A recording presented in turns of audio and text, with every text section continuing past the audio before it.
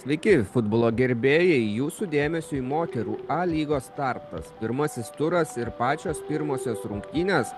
Vilniaus rajono Transinvest komanda prieš Kauno rajono Kegelman komandą vairo, kurie jau yra pasižymėję lietuviškame moterų futbole. Čia geras smūgis ir tenka saugo kamuolį Kegelman. Ja, pabandė iš toli, pamatė, jog vartininkai išbėgus iš vartų ir labai toli pelnomas pirmasis įvartis. Taip, kampinio gairelės. Nepavyksta smūgiuoti iš pirmo karto, tai buvo iš jų pusės jiems nepalankus. Būtent todėl sakiau, jog pavojinga situacija prie Transinvest vartų buvo. Prieki labai geras perdavimas, išvedama komandos draugė, viena prieš vartininkę. Vartininkė susitvarko, atlaikė smūgį, čia dar vienas smūgis iš toliau. Geras perdavimas. Smūgį, dar vienas perdavimas, blokuojamas smūgis, dar vienas blokas ir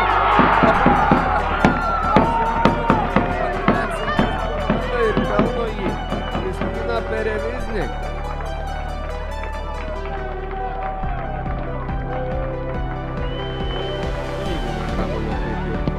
Galima smūgiuoti. Čia perdavimas, kurį atliko Irina Topal. Ir smūgis iš toliau. Ja, išvysti galime pavojingą smūgį. Viena prieš vartus. Ir smūgis tikslus.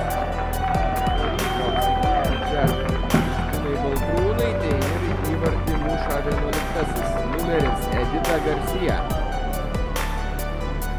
Bet tiesiai įvartį. Futbolininkė dar kartą perėmė kamuolį ir dar kartą smūgiuoja. Ir smūgiuoja kartą sėkmingai.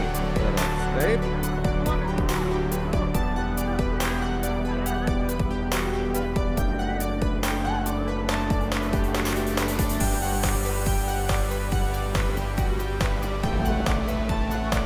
Rezultatas lygus 2-2.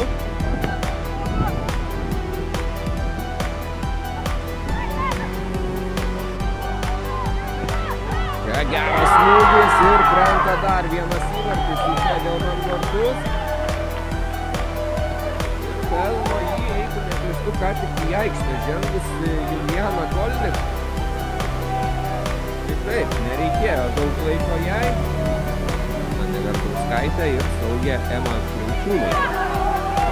Ja, galbūt pavojinga situacija, smūgis ir išėjo pavojus. Dar vienas įvartis ir rezultatas daro, dabar virsta į 4-2.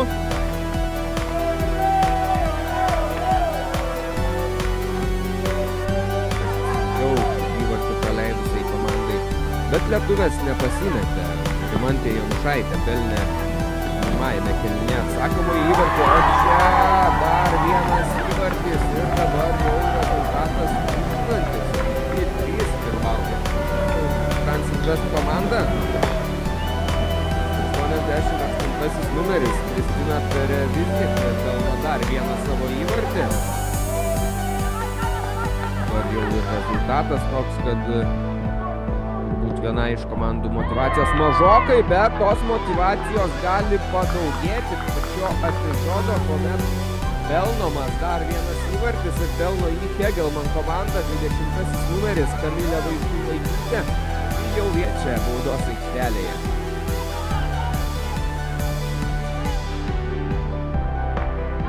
Trys įvarčiai, kurie skyrė komandas. Į dešinę pusę Milda Liužinaitė rezultatą mažina. Kamuolį neša į aikštės vidurį, laiko dar yra, bet nereikia likti geros vartų ir skelbiama rungtynių pabaiga. Taip, įtemptai galiausiai baigėsi rungtynės 5-4 Transinvest nugalėjo Kegelman.